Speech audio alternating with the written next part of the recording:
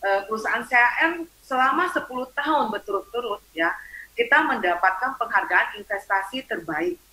Dan tidak mungkin satu perusahaan mendapatkan investasi terbaik itu bisa salah mengelola dana nasabah. Karena kalau sampai CAR salah mengelola dana nasabah, nggak mungkin dia bisa dapat prestasi terbaik setiap tahun. Menurut saya poinnya itu ya.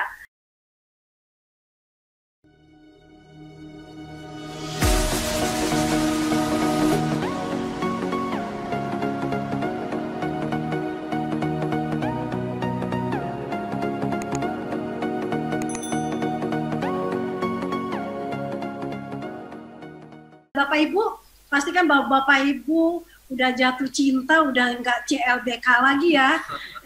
Dan pastikan Bapak Ibu udah tertanam gitu, cintanya makin kuat lagi karena Tri Ain Networks ini nggak main-main ya Bapak Ibu ya, karena perusahaannya sudah 45 tahun ya tahun ini. Dan bagaimana pandangannya kita akan simak untuk salah satu crown termuda ya.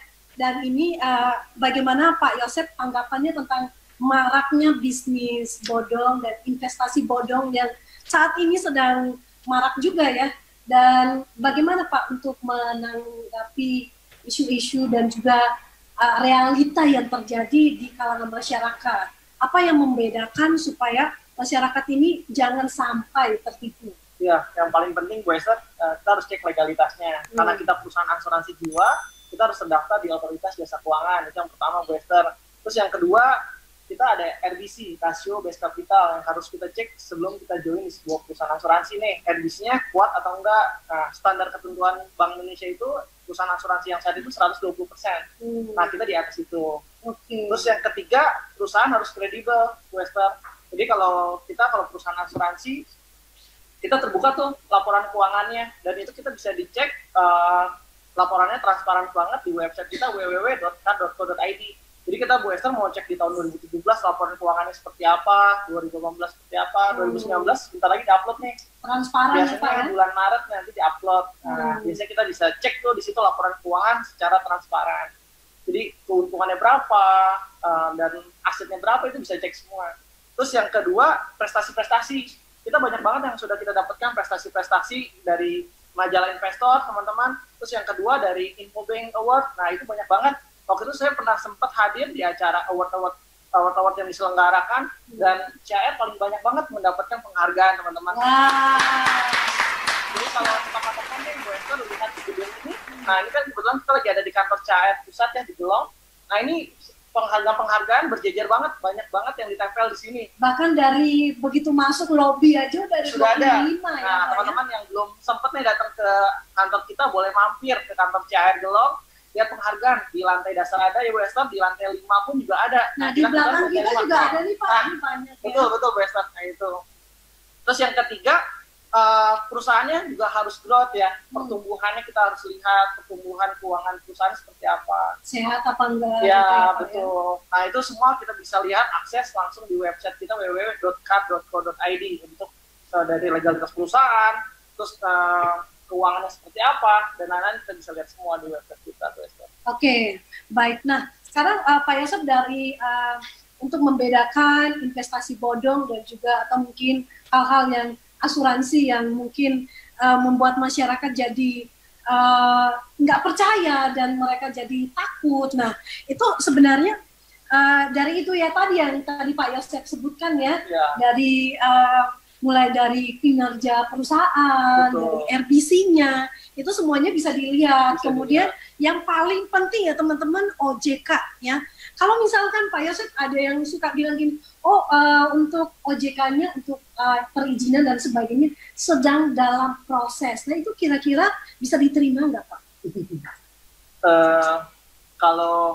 Kalau saya biasanya kalau bisa memilih suatu perusahaan atau mungkin saya menjadi nasabah di sebuah perusahaan asuransi, saya biasanya selalu cek terdaftar di OJK nggak. Kalau mereka bisa menunjukkan, oh ya ini terdaftar di OJK, saya merasa aman. Saya pun sebagai misalnya jadi nasabah.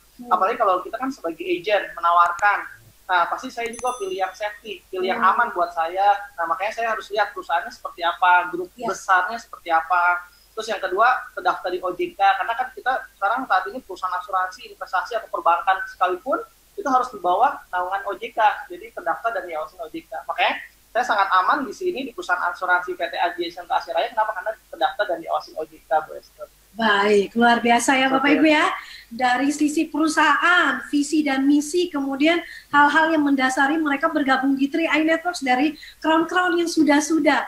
Nah, sekarang bagaimana kita langsung ke salah satu pakar juga ya, yang merupakan seorang agent, mantan agent ya. Jadi kita langsung gali sedalam-dalamnya dan kita tuntaskan setajam-tajamnya Bapak Ibu. Jadi kita langsung saja ya dengan crown wanita satu-satunya di dunia, income-nya di atas 200 juta Bapak Ibu. Nah, halo Bu Crown. Halo Bu Esther. Jangan grogi dong. Halo Bu.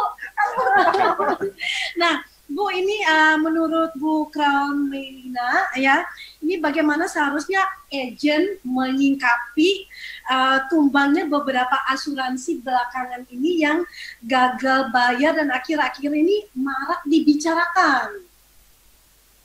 Kalau menurut saya sih, kalau misalkan perusahaan asuransi ya, kita tidak bisa membandingkan perusahaan asuransi A dengan perusahaan asuransi B ya.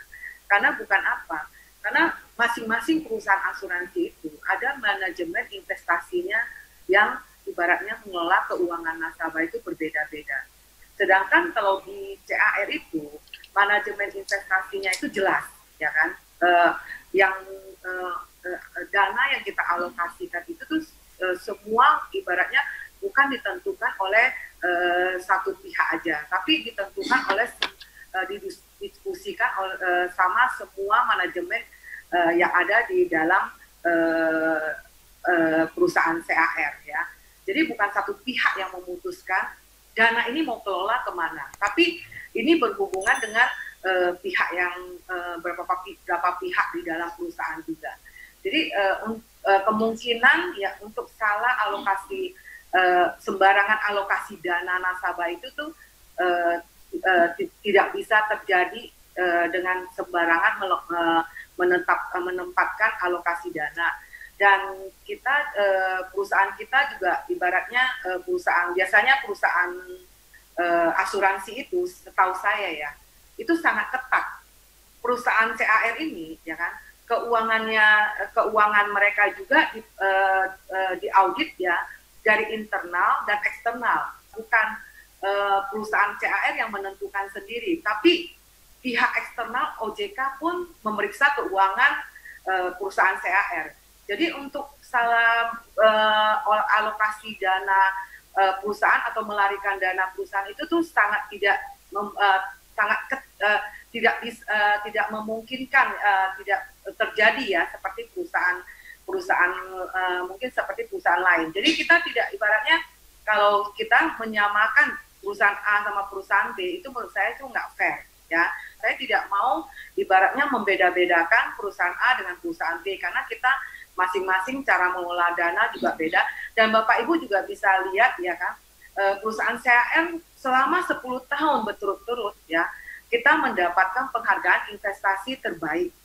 Dan tidak mungkin satu perusahaan mendapatkan investasi terbaik itu bisa salah mengelola dana nasabah.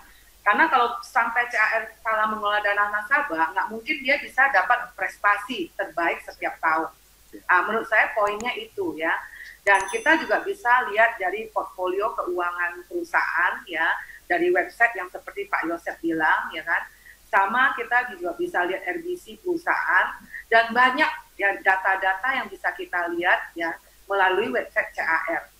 Kita tidak bisa samakan ibaratnya perusahaan A ini terjadi masalah, perusahaan B juga disangkut pautkan.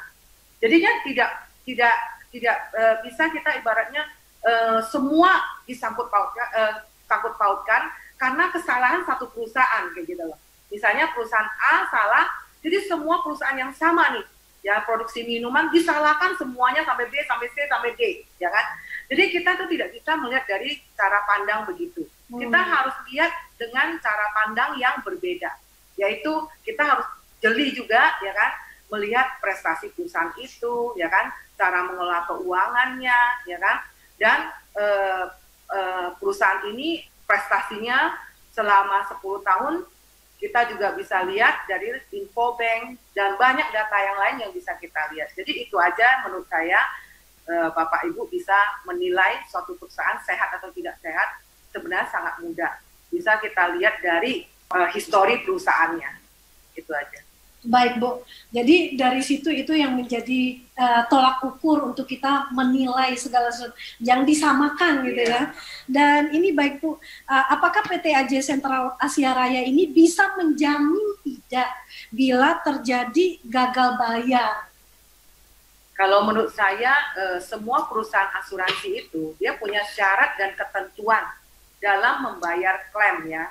Nah, kalau kita tidak mengikuti syarat ketentuan dalam menebus klaim kita, bisa jadi klaim kita nggak dibayar. Jadi klaim itu menurut saya berdasarkan klausal. Setiap perusahaan asuransi kan punya klausal beda-beda, punya ketentuan yang beda-beda. Jadi pas kita menandatangani klausal itu, kita harus tahu kayak gitu loh. Pas kita klaim, kalau sesuai klausal, sesuai dengan prosedurnya, ya pasti perusahaan asuransi itu bayar. Nggak mungkin nggak bayar menurut saya. Nah, karena apa? Itu kan menyangkut nama baik perusahaan asuransi tersebut juga. Betul. Ya, baik. Mungkin dari Pak, terima kasih Bu Melina, dan mungkin dari Pak Afrial, mungkin ada yang mau ditambahkan? Yang jelas ini TNRU ini sebuah kesempatan buat kita. Kesempatan untuk kita mengembangkan potensi, mengembangkan ekonomi kita, mengembangkan bisnis ini semaksimal mungkin, karena kita memasuki periode kedua.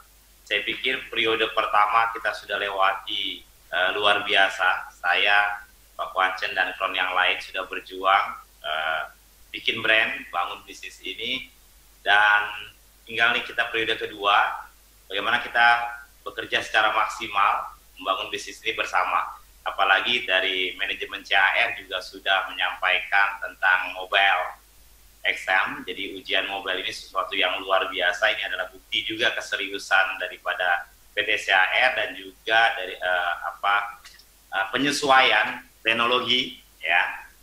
Jadi tinggal kita semua, kalau pesan saya kepada teman-teman, tidak perlu ragu lagi. Kami semua sudah membuktikan. Tinggal Anda membuktikan, karena kami akan siap membantu Anda. Karena apalagi di bisnis ini, satu keluarga bisa mengembangkan bisnis ini maksimal. Ya, salah satunya anak saya juga kron juga, dan sebentar lagi anak saya nomor 2 mau saya kronkan juga, karena saya punya mimpi mau triple kron. Jadi, dan nggak mau buru-buru pensiun. Nah, dengan mobile XM ini saya mau buka jalur baru lagi nih kayaknya. Itu biar seru ya. Jadi itu sih, saya pikir 5 tahun ke depan ini bukan lagi kita bicara tentang apakah 3i ini nanti gimana, itu kita udah lewatin setahun 2 tahun lalu lah.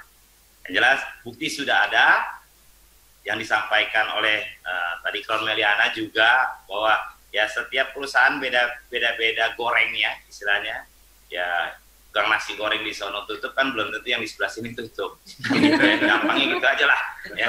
Jadi sekarang buat mitra-mitra ini pentingnya bagaimana kita semua ini belajar kepada Kron. Jadi saya sering bilang di training saya bahwa Kron itu adalah mataharinya ya, dan leader-leader semua ini adalah bulannya, dan mitra-mitra kita ini adalah tumbuhan-tumbuhan, agen-agen kita ini kehidupan yang ada di bumi. Nah, jadi tugas leader-leadernya adalah jangan bikin gerhana matahari, jangan tutupi kron-kron Anda, ya. Jadi karena sinar itu punya mataharinya, bulan hanya pembiasannya, ya. Terlepas setiap orang punya kelebihan dan kekurangan. Terlepas dari itu, saya pikir saya akhiri kalimat ini dengan satu kalimat begini: siapapun kron Anda, siapapun kita yang kron, suka tidak suka, satu hal yang pasti, Tuhan sayang sama mereka. Itulah kenapa mereka jadi kron. Dan menurut saya, Anda layak belajar dari mereka. Jadi bangun budaya dimanapun, siapapun kronnya, bangun budaya bahwa untuk bisa kron, Anda harus ikuti para kron. Itu saja. Terima kasih. Ya, baik. Terima kasih dari Pak Afrial. Kita udah dengarkan pemaparannya bagaimana dengan tanggapan Crown 001. Silakan. Ya, tadi mungkin saya tambahkan. Ya, kalau hari ini kita dengerin ada beberapa perusahaan yang gagal bayar. Yang jelas CAR dan Salim Group memiliki perusahaan yang sangat kuat. Ya, itu semua pasti terhindar. Yang kita ketahui sebenarnya ada beberapa perusahaan asuransi yang jelas gagal bayar, itu salah satunya mereka menginvestasikan, mungkin kalau kita dengar penjualan pembelian saham itu namanya saham gorengan. Ya. Jadi investasinya keliru. Banyak hari ini perusahaan, ya mohon maaf, perusahaan asuransi yang gagal bayar itu salah satu mereka pilihnya saham gorengan. Tapi yang namanya CAR, Salim Group, itu pasti terhindar. Karena kenapa? Indofood aja punya saham sendiri kan? Iya, jadi Salim Group itu memiliki perusahaan pengawasannya cukup ketat. Jadi kita juga nggak sembarangan investasinya. Kalau saham-saham yang sudah kita anggapin, ya namanya juga saham gorengan itu istilahnya di luar sana juga orang bilang saham sampah gitu kan. Jadi ya mohon maaf, kita nggak sampai ke sana. Kita tidak ada pembelian saham gorengan. Jadi aman untuk dana-dana kita untuk jangka panjang sudah dipastikan sangat-sangat aman, Bu Esther. Ya, itu mungkin saya tambahkan yang hari ini terjadi di Indonesia. Ya, baik Bapak Ibu, jadi kita udah dengarkan pemaparan dari beberapa Crown, yang pasti yang simpelnya dikatakan Pak Afrial tadi, kalau nasi goreng yang kiri atau mungkin di tetangga sebelah tutup, nggak mungkin nasi goreng yang satu tutup, tapi malah berjaya gitu loh. Ya Bapak Ibu, pastikan nasi goreng yang tetap diminati, yang lain boleh tutup, justru kita jualannya makin kenceng lagi. Pertahankan resepnya, bumbu-bumbunya, karena semuanya pasti lezat tos ya. Ikutin aja gitu sistem, dan ikutin aja arahan-arahan leader, pasti juga sampai ke Crown. Baik, ini pertanyaan yang berikutnya agak sedikit krusial ya, dan saya tujukan ke Pak Afrial. Waduh, saya mau nih. Kayaknya kita tembaknya Pak Afrial ya, karena beliau satu-satunya Crown yang memiliki karakteristik yang agak berbeda dan fenomenal, Pak. Oke, Pak, tos dong, Pak. Lompat ke atas ini bunyi mulu. Ya, Pak, saya bacakan karena ini agak panjang. Ini sebenarnya perwakilan dari beberapa orang ya.